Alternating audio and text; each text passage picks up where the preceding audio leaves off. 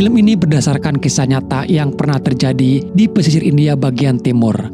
Cerita film diambil dari cerita warga setempat yang tinggal di daerah tersebut. Bahkan cerita ini dibenarkan oleh beberapa korban yang pernah mengalami kejadian aneh dan mengerikan di desa itu. Kasus ini terjadi pada Juli tanggal 22 tahun 1985 di daerah pegunungan yang disebut Hutan Saranda Bihar. Pada saat itu, walaupun India sudah dinyatakan merdeka dari Inggris, India belum sepenuhnya stabil. Masih ada beberapa konflik yang terjadi di beberapa daerah, bahkan masih ada beberapa kolonial Inggris yang masih tinggal di daerah pedalaman desa. Cerita dimulai kepada 5 orang yang sedang dalam perjalanan menuju ke desa Burgua.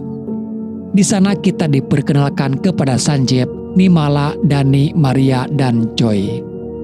Tujuan mereka datang ke desa itu untuk melakukan penelitian untuk mengetahui bagaimana kehidupan orang-orang yang tinggal di suku pedalaman. Selain daripada itu, Maria yang ikut bersama mereka mempunyai tujuan lain, yaitu dia ingin bertemu dengan suaminya. Yang diketahui bahwa suaminya sedang bertugas di sana. Dia ingin memberi kejutan kepada sang suami. Mereka berhenti di kaki gunung untuk melihat peta dan beristirahat sejenak di sebuah warung. Dalam peta tersebut menunjukkan kalau perjalanan mereka ke tempat tujuan ternyata masih cukup jauh. Diperkirakan mereka akan sampai kurang lebih 4 jam lagi. Karena hari sudah mulai gelap, ditambah kondisi cuaca pada saat itu sedang gerimis, mereka pun harus segera untuk melanjutkan perjalanan. Sanjep sempat bertanya kepada si tua pemilik warung yang diketahui dia bernama Ramador. Sanjep menanyakan apakah ada rute terdekat untuk menuju ke desa Burgua. Namun Ramador terlihat terkejut saat Sanjep menanyakan desa Burgua. Sebelum menjawab, Ramador malah menyarankan lebih baik mereka jangan pergi ke desa itu. Tidak dijelaskan alasannya apa, namun jika mereka tidak ke sana, itu akan lebih baik. Tapi Sanjep tidak memperdulikannya dan meminta Ramador untuk menunjukkan jalannya saja.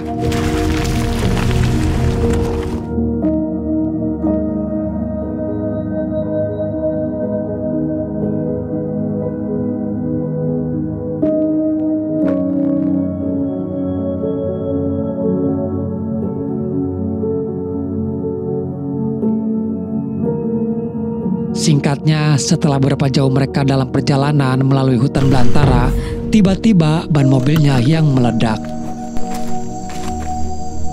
Dan anehnya, ban mobil itu terkena paku yang ada dalam sebuah kayu. Seperti ada yang sengaja menaruh paku tersebut di jalanan. Di sana juga mereka melihat adanya bendera komunis, pertanda daerah tersebut dikuasai oleh pasukan militer. Kini mereka berlima kebingungan terjebak di tengah hutan jauh kemana-mana. Di mobil juga tidak ada ban serep untuk diganti. Ditambah terlihat juga Maria sudah mulai muntah-muntah. Mereka mengira Maria sedang tidak enak badan. Tidak mungkin mereka hanya menunggu saja. Lalu Sanjep bersama Dani memutuskan akan kembali ke warung yang ada di kaki gunung untuk meminta bantuan. Dan meminta kepada mereka bertiga untuk menunggu saja di mobil. Tak lama kemudian tibalah Sanjep bersama dengan Ramador. Ramador mengatakan tidak ada yang bisa membetulkan mobil mereka di sini. Selain daripada itu, tidak akan ada orang yang melintasi daerah ini.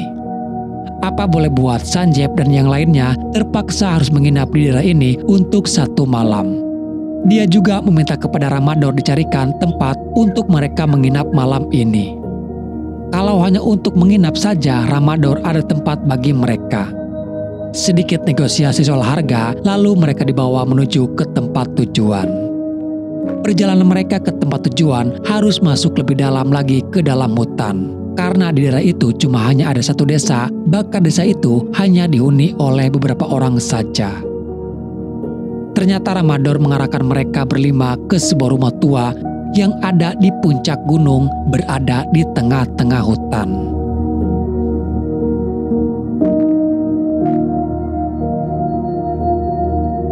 Rumah kosong yang lama sudah tak pernah ditempati lagi. Sanjep tidak mempermasalahkan soal rumah tersebut. Yang terpenting bagi mereka ada tempat untuk beristirahat. Sesampainya mereka di rumah itu, tak diduga rumahnya sudah terbengkalai dan terlihat begitu sangat menyeramkan.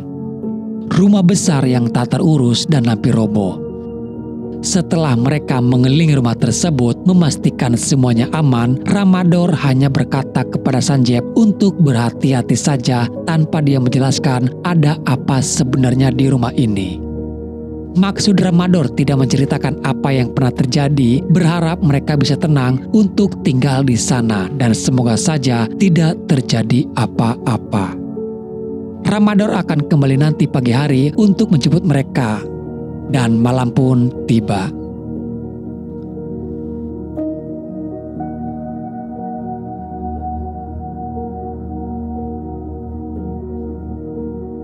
Di meja makan mereka berbincang-bincang.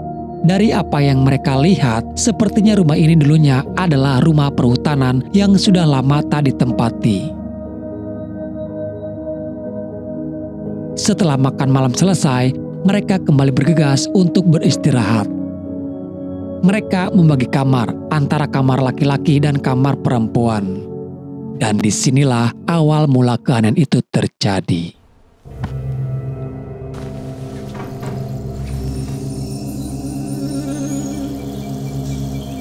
Maria yang tidur sambil berjalan. Ada yang mengarahkan dia masuk ke dalam hutan. Di hutan itu, Maria mendengar ada tangisan seorang perempuan berteriak seperti orang yang sedang disiksa.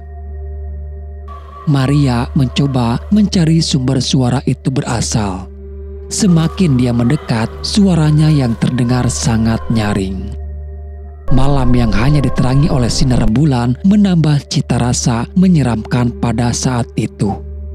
Dari jauh Maria melihat ada sosok putih seperti seseorang sedang membungkuk. Di tengah gelapnya malam, Maria dikejutkan Sanjep ada di belakangnya. Untung saja Sanjep melihat Maria berjalan sendirian ke tengah hutan. Dia pun bertanya apa yang sedang Maria lakukan di sini. Namun Maria seperti orang kebingungan. Dia sendiri tidak sadar kalau dia sudah ada di luar. Dia tadi hanya mengikuti suara wanita yang menangis. Sanjep lalu mengajak Maria untuk kembali masuk dan mengantarkannya ke kamar. I'll get you some water. Begitu juga dengan Sanjep yang kembali masuk ke dalam kamarnya. Namun dari arah jendela, Sanjep melihat ada sosok wanita memperhatikan dirinya. Lalu pergi begitu saja. Merasa ada yang aneh karena Sanjep baru melihat ada wanita lain di sana. Sanjep mencoba melihatnya keluar kamar. Terlihat dari kegelapan ada sosok yang berjalan. Dia mulai penasaran dan mengikuti dari belakang. Dan kini dia dikejutkan oleh Maria yang ada di belakangnya. Sanjep sengaja tidak memberitahukan apa yang dia lihat agar Maria tidak berpikiran macam-macam dan menyuruh Maria untuk kembali masuk ke dalam kamar.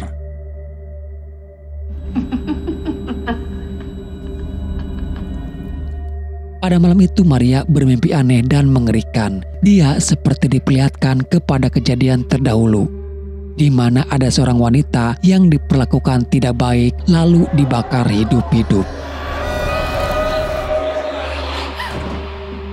Maria terbangun dari mimpi buruknya itu.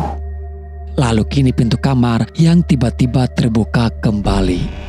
Maria mulai ketakutan dan mencoba membangunkan Nilima, namun Nilima yang tertidur sangat pulas. Bukannya tetap berada di dalam kamar, justru Maria malah melihatnya keluar, memastikan di sana tidak ada siapa-siapa.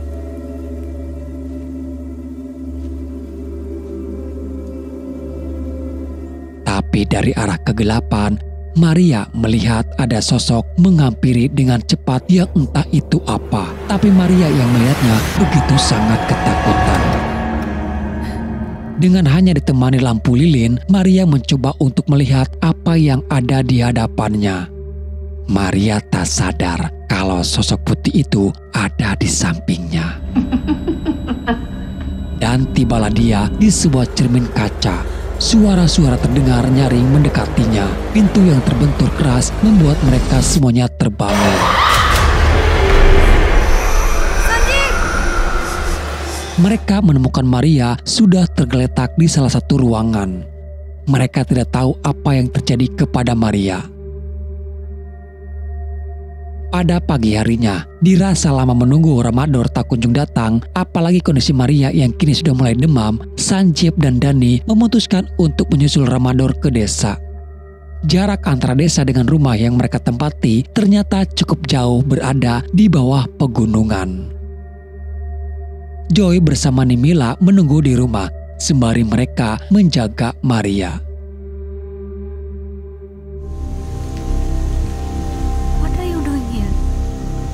Namun Joy menemukan Maria kini sudah berada di sebuah ruangan koridor. Maria hanya duduk terdiam dan terdengar suara Maria yang berubah bukan seperti suara dari Maria. Merasa ada yang aneh, Joy lalu memanggil Nimila. Nimila pun mencoba untuk memanggilnya dan mengajak Maria untuk kembali. Namun Maria berbalik badan dengan wajah anehnya, diiringi jendela dan pintu yang tertutup sendiri. Sanjep berhasil menemukan desa Ramador, di mana di desa itu hanya dihuni oleh para lansia. Mereka sama sekali tidak menemukan adanya orang yang masih muda. Ramador yang mengaku merasa tidak enak badan dari semalam, jadi dia belum sempat untuk menemui Sanjep di rumah itu. Namun mengetahui Maria yang sedang sakit, akhirnya Ramador pun bersama Sanjep kembali ke rumah itu. Dan berhubung di sana tidak ada dokter, Ramador sendiri yang akan mengobati Maria dengan obat herbal yang biasa digunakan oleh warga sekitar. Dalam perjalanan, Sanjep mulai menanyakan kepada Ramador ada apa sebenarnya yang terjadi di rumah itu. Karena Sanjep merasa ada sesuatu yang disembunyikan oleh Ramador. Namun sampai pada saat itu, Ramador membantah dan tidak mengatakan apapun soal rumah tersebut. Sesampainya mereka di sana, terlihat Nimila bersama Joy berada di luar dengan muka mereka yang penuh ketakutan. Joy tidak tahu kenapa Maria menjadi aneh sekarang. Dia juga sempat mendengar Maria menyebut nama Santali. Ramador terkejut ketika dia mendengar nama Santali. Di dalam, Maria masih hanya terduduk terdiam mengarah ke jendela. Dengan perlahan Dani mencoba mendekatinya. Maria terlihat ketakutan dan mengatakan kepada Dani, "Tolong aku, bawa aku keluar dari sini." Maria juga mengatakan kalau dirinya terperangkap seperti ada sesuatu yang menahan dirinya. Sembari dia menuju ke arah lubang yang ada di atas mereka.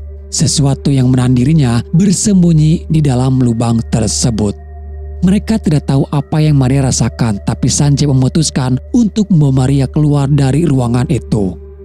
Dan saat mereka akan bawa Maria keluar, tiba-tiba terdengar suara Maria yang sudah berubah. Maria mengucapkan bahasa yang tidak dimengerti. Dengan kondisi keadaan Maria seperti ini, mereka terjebak tidak bisa pergi jauh. Bingung apa yang harus mereka lakukan lagi sekarang. Di saat bersamaan, tiba-tiba kini Ramador yang diserang oleh Maria. Dia pun ketakutan dan mengatakan kalau arwah itu telah kembali. Ramador tahu kalau arwah itu kembali dan menyerang Maria karena Maria sedang hamil. Dia pun bertanya kenapa Sanjep tidak memberitahukannya dari awal kalau Maria sedang hamil. Seandainya saja dia tahu kalau ada orang hamil, Ramador tidak akan membawa mereka ke rumah ini. Ternyata Sanjep sendiri tidak tahu kalau Maria sedang hamil. Yang tahu kehamilan Maria hanyalah Nimila seorang. Namun Sanjep sendiri belum mengerti apa yang dimaksud oleh Ramador. Akhirnya di sini Ramador pun mengatakan yang sebenarnya kalau rumah ini sudah dikutuk. Dalam 40 tahun terakhir tidak ada bayi yang lahir di sini. Siapa saja wanita yang sedang dalam keadaan mengandung, arwah jahat itu akan datang dan mengambil bayi tersebut. Ramador mengajak mereka untuk ke tempat para sesepuh, meminta bantuan mereka karena hanya merekalah yang bisa membantu mengusir roh jahat itu. Mereka membagi tugas. Sanjep bersama Ramador akan ke tempat sesepuh, sedangkan yang lainnya menunggu sambil menjaga Maria. Dalam perjalanan, Ramador menceritakan soal roh gentayangan yang menyerang Maria. Dulu pernah ada wanita setengah gila. Wanita itu dinikahkan dengan seorang pria tukang kayu, berharap dengan dia dinikahkan bisa mengobati kegilaannya. Namun ternyata wanita tersebut semakin parah dan terkadang suka menyerang suaminya sendiri. लेकिन शादी के बाद भी उसका पागलपन Suatu ketika suaminya pergi ke hutan, namun suaminya itu tidak pernah kembali lagi. Warga menganggap suaminya hilang karena dimangsa oleh hewan buas. Lalu si ayah dari si wanita itu membawa dia ke rumah yang sekarang mereka tempati. Dulunya rumah itu ditempati oleh seorang bangsawan Inggris yang kaya raya. Sang ayah membawa anak wanitanya itu bermaksud untuk memperkerjakan dia di rumah bangsawan Inggris sebagai pembantu dan menjaga anak-anaknya. Namun setelah beberapa lama bekerja di rumah bangsawan itu, baru diketahui kalau wanita setengah gila itu sedang mengandung. Majikannya yang tahu kalau pelayan itu sedang hamil, justru dia memperlakukan si pelayan dengan sangat baik. Si pelayan wanita diberi kebebasan untuk tinggal di rumah besar yang mewah itu. Bahkan dia berdandan layaknya seperti wanita bangsawan Inggris. Kemewahan dan makanan enak yang dia dapatkan membuat pelayan si wanita itu menjadi tamak dan serakah. Dia mempunyai niat jahat untuk menyingkirkan majikannya yang baik itu. Lalu dia merencanakan niat jahatnya bersama dengan sang ayah. Si pelayan wanita mengajak istri majikannya ke sebuah tebing yang tidak jauh dari rumah. Dan di saat itu juga dia mendorong istri majikannya ke dalam jurang. Bukan hanya istrinya saja, anak-anaknya yang ikut dan melihat kejadian tersebut tak luput menjadi incarannya. Lalu si wanita beralasan kepada majikan laki-lakinya kalau istri dan anak-anak mereka kecelakaan hingga mereka terperosok masuk ke dalam jurang. Tak sampai di situ saja, si wanita yang kehamilannya sudah mulai membesar, dia mulai dengan sandiwaranya dengan menuduh dan memberitahukan kepada warga desa kalau kehamilannya karena perbuatan sang majikan. Alih-alih dia mendapatkan simpati dan dukungan dari warga desa, justru ayahnya sendiri yang tega menuduh balik kepada anaknya yang telah melakukan dosa zina dengan sang majikan. Warga setempat sangat anti dengan kehamilan di luar nikah. Dan di sini akhirnya warga yang terprovokasi oleh ayahnya dan menghukum si wanita dengan si majikan itu. Mereka berdua digantung lalu dibakar hidup-hidup. Dan yang lebih mengerikannya lagi adalah si wanita dibakar dengan kondisinya masih dalam keadaan bermaksud ingin mendapatkan kekayaan dari majikan hingga dia berbuat seperti iblis, namun ternyata bapaknya lebih iblis daripada dia sendiri. Atas tragedi itulah arwah si wanita terjebak di sana dan selalu bergentayangan. Siapapun orang yang menempati rumah tersebut akan selalu diganggu. Tidak hanya sekedar mengganggu, si pelayan wanita yang meninggal dalam keadaan terjolimi membuat dia menjadi dendam kepada semua warga desa. Disitulah kutukan itu muncul. Siapapun wanita yang hamil di desa itu akan didatangi oleh roh jahat yang gentayangan. Lalu roh jahat itu akan merasukinya dan mengarahkan mereka untuk melakukan bundar. Itulah alasan kenapa desanya saat ini tidak ada anak kecil, bahkan tidak ada anak remaja sama sekali. Di rumah, Dani ingin melihat kembali keadaan Maria yang masih di ruangan koridor. Mereka bertiga memberanikan diri untuk memasuki ruangan itu. Terdengar suara rintihan tangisan Maria yang begitu sangat memilukan.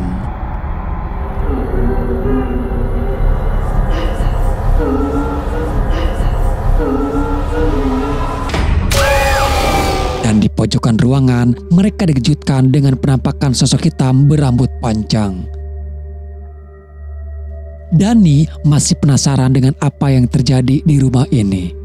Dani sendiri adalah seorang jurnalis. Kejadian kepada Maria akan menjadi sebuah dokumentasi yang sangat berharga baginya. Dia memberanikan diri untuk menginvestigasi, mencari bukti nyata dengan membawa kameranya. Dimulai di sebuah kamar tempat semua keadaan itu terjadi. Semakin Dani masuk lebih dalam, tak lama kemudian Dani berhasil mendapatkan rekaman penampakan wanita berbaju putih. Dani terus mengikuti kemana penampakan itu pergi, hingga tibalah dia di ruangan bawah tanah.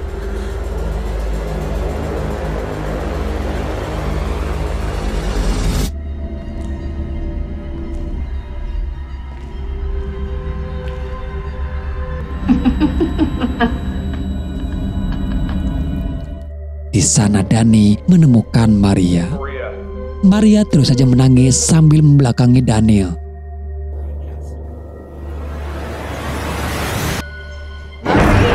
Namun ternyata itu bukanlah Maria.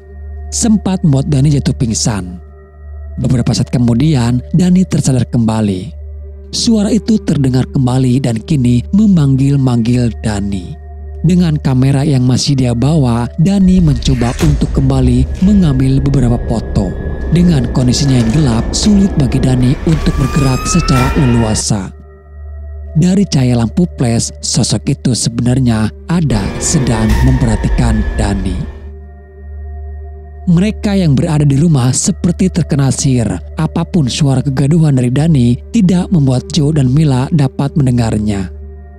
Justru kini keanehan mulai terjadi kepada Joy.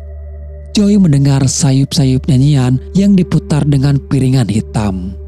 Dia malah keluar mencari sumber suara itu berasal. Sementara Mila yang tidur di kamar sendirian, dia pun terbangun dan mendapati teman-temannya sudah tidak ada lagi di sana. Gangguan itu kini juga menghampirinya. Barang-barang yang ada di kamar seketika bergerak sendiri. Yang bisa dilakukan hanya bersembunyi di bawah ranjang. Lalu tak lama kemudian pintu kamar terbuka sendiri. Dan terlihat ada kaki yang melayang. Mila begitu sangat ketakutan. Arwah itu benar-benar nampak di hadapannya. Dari tadi dia diperhatikan kaki itu yang melayang, namun di sisi lain ada tangan yang menyentuh Mila. Joe yang masih mencari arah sumber suara. Betapa terkejutnya ia melihat sosok penampakan arwah lainnya. Ternyata di rumah itu dihuni oleh beberapa arwah gentayangan. Joy terjebak di tengah-tengah mereka yang mulai mendekati. Dia mengambil pecahan kaca yang ada di lantai untuk sekedar berjaga-jaga lalu menutup pintunya. Namun pintu yang terbuka dan di saat bersamaan Mila keluar dari pintu tersebut. Tak sengaja Joy yang panik malah menusuk Mila. Tak berselang lama Sanjeev datang bersama dengan para dukun dan juga Ramador. Kini mereka berpencar untuk mencari Maria dan juga Dani. हम लोग मारिया को ढूंढ रहे हैं कि उस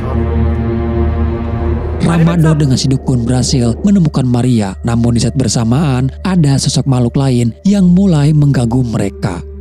Sosok putih berdiri di hadapan mereka. Si dukun yang kini menjadi lawan bagi roh jahat itu. Tiba-tiba roh jahat itu menghilang dan sudah ada di belakang Maria. Maria yang masih kerasukan oleh roh jahat menyerang Ramador dengan sebilah pisau. Untung saja Ramador masih bisa menghindar dan hanya mengenai lengannya saja. Mereka lalu menjebak roh jahat yang merasuki Maria untuk keluar lalu menutupi dengan kain dan diikat di sebuah kursi.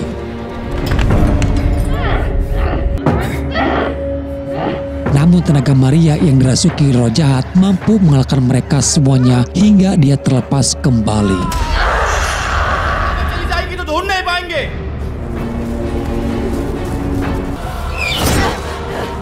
Tapi akhirnya dia berhasil ditangkap kembali. Dengan beberapa ritual si dukun mulai mengobati Maria. Lagi-lagi roh jahat yang merasukinya mampu menerbangkan tubuh Maria yang terikat di kursi. Maria mengucapkan kata-kata yang tidak dimengerti oleh mereka. Tak mudah bagi si dukun untuk mengeluarkan roh jahat yang ada dalam tubuh Maria. Cara satu-satunya untuk menghentikan kutukan itu, mereka harus mencari jenazah si wanita itu dan mengikatkan tali suci di jenazah si wanita. Dengan diikatnya tali tersebut, membuat roh si wanita tidak akan bisa bergentayangan lagi. Salah satu dukun mencoba mencari di area sekitar rumah. Namun di sana dia didatangi oleh roh jahat itu kembali.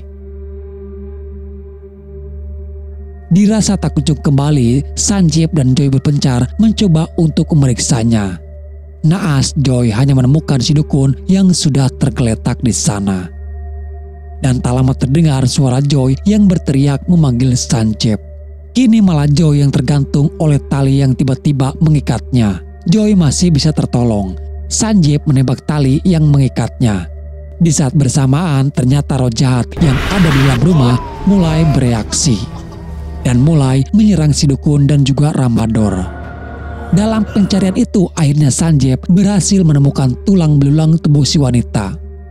dan dia pun segera kembali untuk mengikat tulang belulang tubuh si wanita dengan tali suci itu, lalu membakarnya. Di saat itu juga roh jahat itu berhasil keluar dari tubuh Maria.